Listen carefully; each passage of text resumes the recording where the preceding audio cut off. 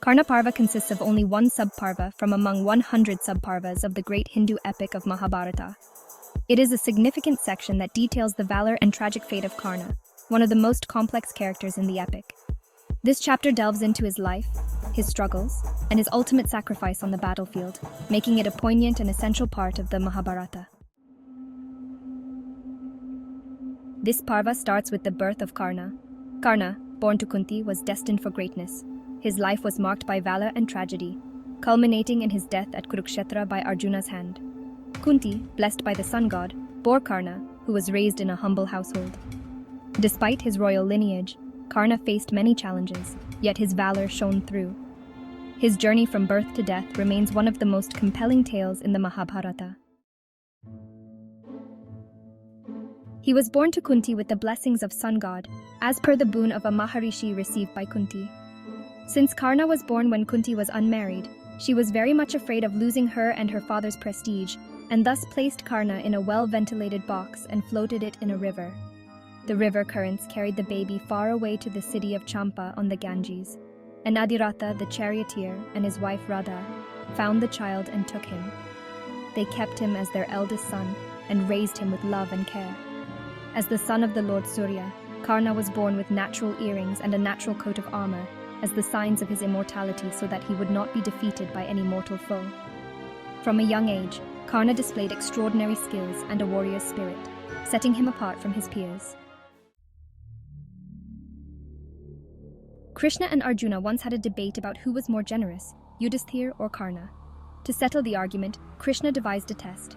He gave a mountain of gold to Yudhisthira and asked him to distribute it among the people in a single day. Yudhisthira tried his best but couldn't finish the task. Then, Krishna gave the same task to Karna. Karna, without hesitation, called the people and told them to take as much gold as they wanted. By the end of the day, the mountain of gold was gone. Krishna then turned to Arjuna and said, "This is why Karna is the most generous." This story highlights Karna's remarkable selflessness and his innate ability to give without any reservations. His generosity was not just in material wealth, but in spirit, making him a figure of immense respect and admiration. Karna's actions were a testament to his character, showing that true generosity comes from the heart and is boundless. This test of generosity further solidified Karna's legacy as a paragon of altruism, a quality that made him stand tall among the greatest heroes of the Mahabharata. Karna was well known as a very wise person, and at the moment when after bathing he performed his morning worship of the sun, there was nothing belonging to him which he would not give, if asked by anyone. His generosity was legendary, and he was always ready to help those in need, no matter the cost to himself. His acts of kindness were numerous, and he never hesitated to share his wealth and resources with the less fortunate. This selflessness made him a revered figure in history, admired by many for his unwavering commitment to charity and benevolence.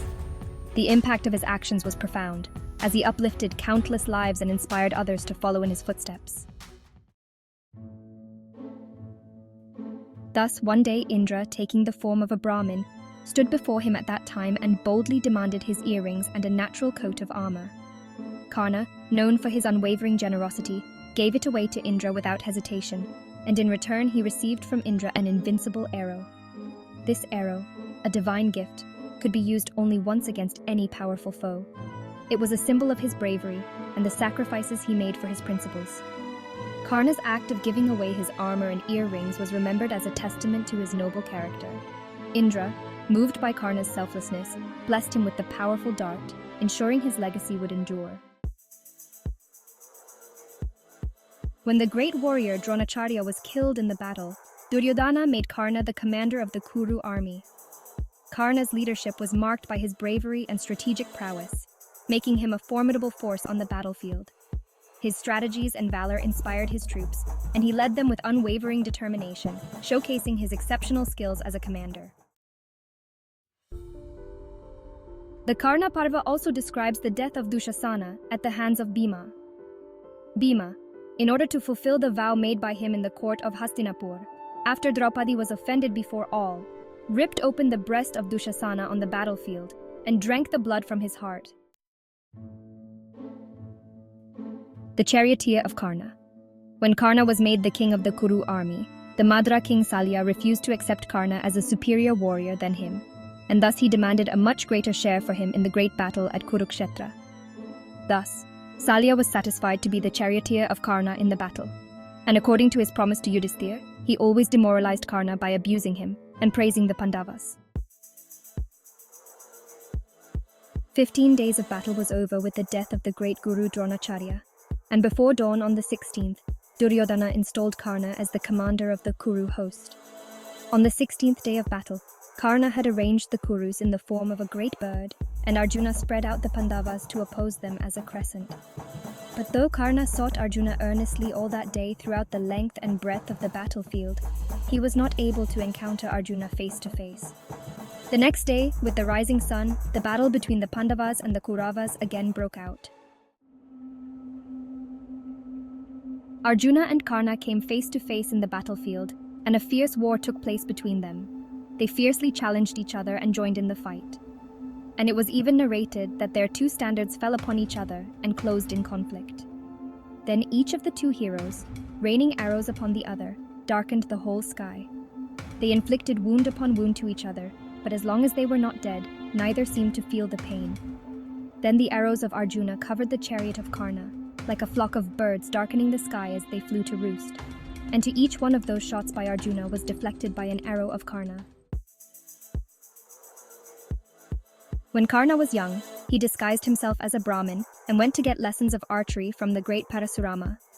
He excelled in every field and became the favorite student of Parasurama. Parasurama, impressed by Karna's dedication and skill, taught him the secrets of celestial weapons. Karna's training was intense and rigorous, but he persevered, driven by his desire to become the greatest warrior. This period of training was crucial in shaping Karna's destiny. However, the great sage once came to know about the actual identity of Karna and told him that even if he liked him the most among his students, still he cursed him for he concealed his identity before his guru.